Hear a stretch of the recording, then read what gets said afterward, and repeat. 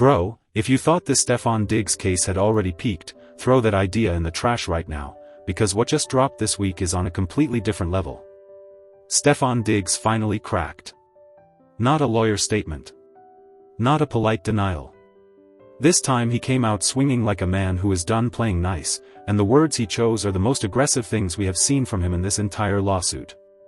And right in the middle of that eruption, Cardi B kicked open the door on Twitter Spaces and unloaded for almost 10 straight minutes, going so hard that people online are now openly asking if all of this is quietly building toward a much bigger reveal.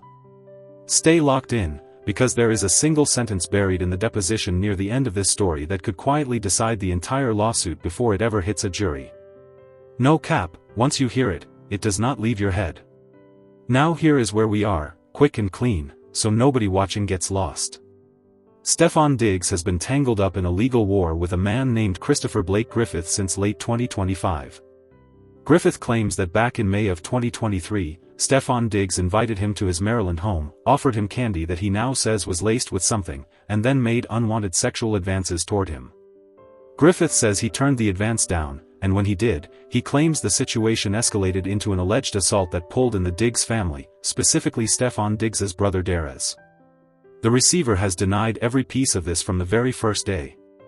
In fact, he was the one who filed first.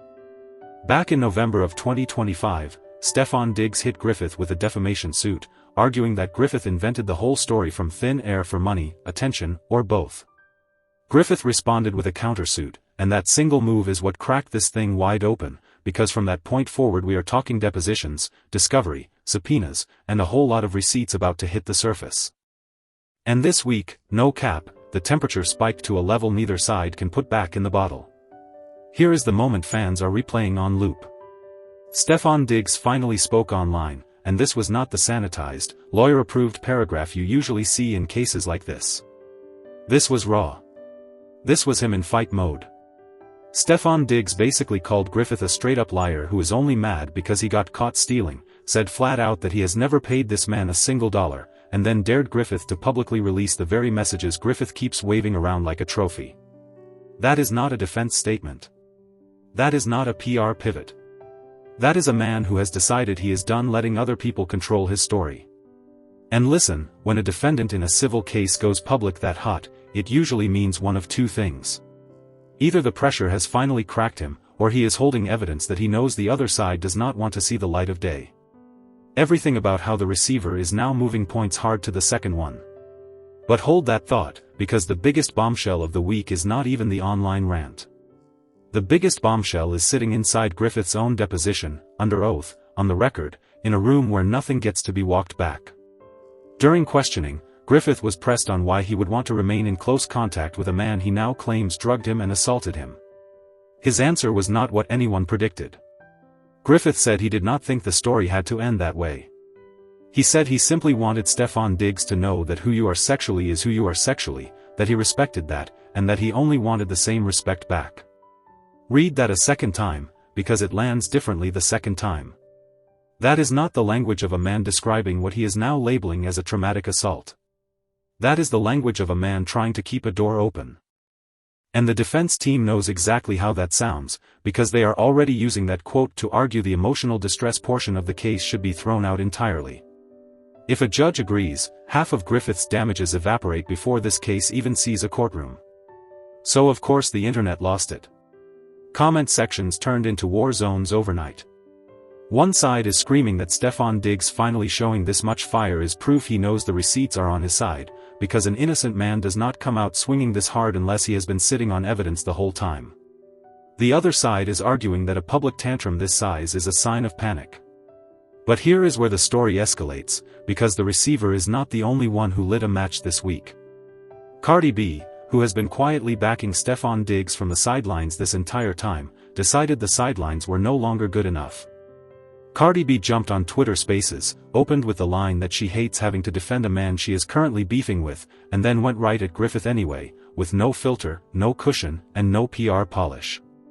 Cardi B pointed out that Griffith's story has quietly shifted across different interviews. She said what started as a money dispute suddenly grew into a drugging claim, then grew again into an exposure claim, then grew again into an assault claim. Cardi B said the pattern is not the pattern of a man remembering, it is the pattern of a man building. And she went for almost 10 straight minutes without slowing down, dragging screenshots, dragging timelines, dragging inconsistencies, and dragging the way Griffith has been carrying himself in interviews. No cap, this was not a supportive tweet. This was Cardi B in full prosecutor mode. And because Stefon Diggs and Cardi B both erupted within days of each other, a real theory is now spreading online. People are wondering out loud whether this double eruption is the setup for the receiver finally sitting down on a live stream and walking through the entire timeline himself. Nothing is confirmed. That part is pure fan speculation. But when the two loudest voices in the room go off at the exact same time, the internet reads that as choreography, not coincidence. Now here is where the story gets messy, because a piece of information that a lot of headlines got wrong is finally coming out clean.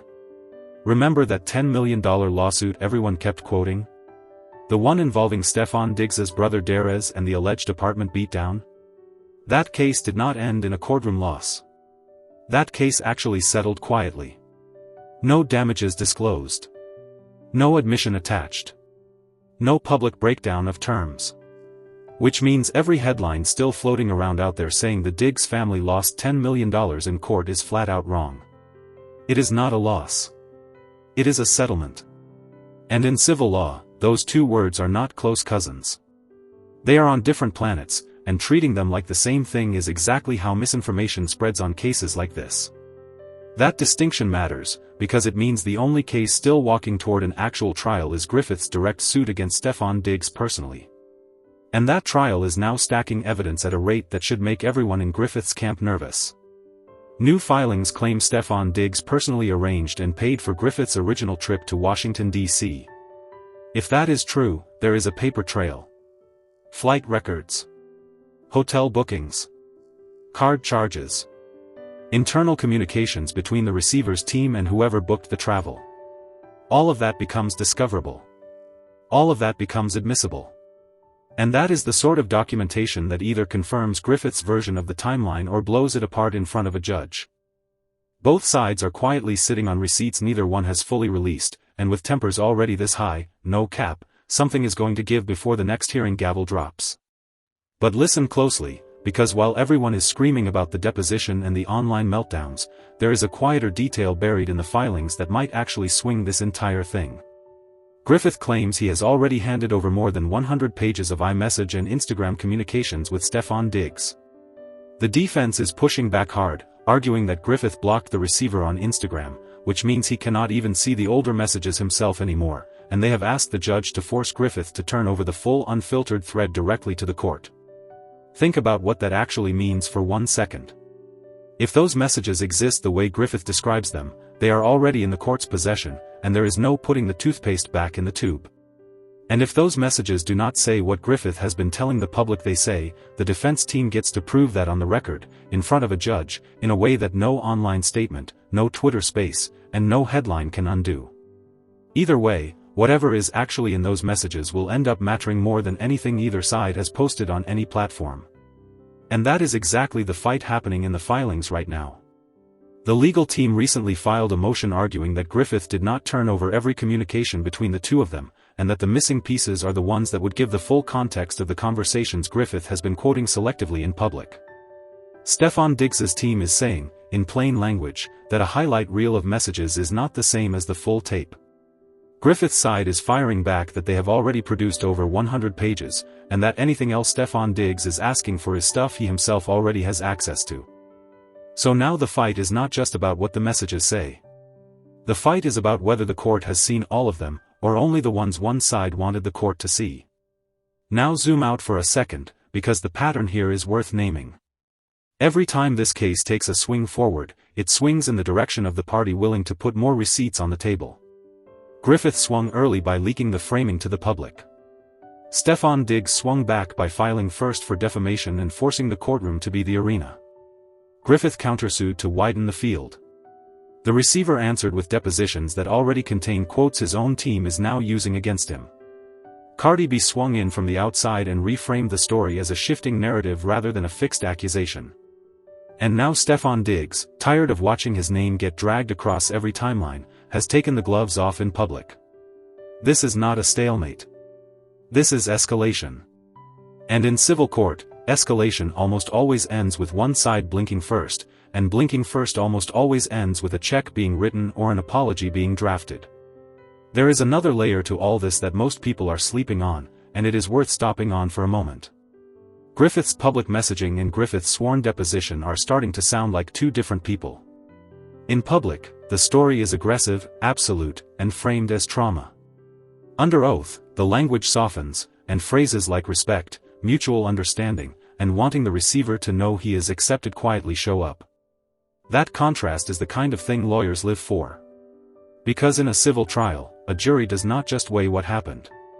A jury weighs how consistent your story stayed while nobody was watching, when only a court reporter was in the room, when you were the only voice speaking. Consistency, or the lack of it, wins and loses these cases every single day. And if the defense team can put Griffith's public quotes and Griffith's deposition quote side by side on a courtroom screen, that split screen is going to do more damage than any online post ever could. Now flip it, because this game runs both ways. If Stefon Diggs ever contradicts his own filings, if a text ever surfaces that lines up too neatly with the version Griffith has been selling, if a flight record or a payment record cuts against the public denial, the momentum can snap back overnight. That is why the smart move for both sides right now, honestly, would be to shut up and let the paperwork talk. Instead, we are watching the exact opposite.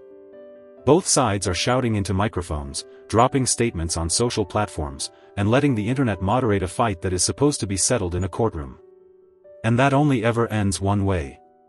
Somebody says something on a live stream, on a space, on a podcast, on a post.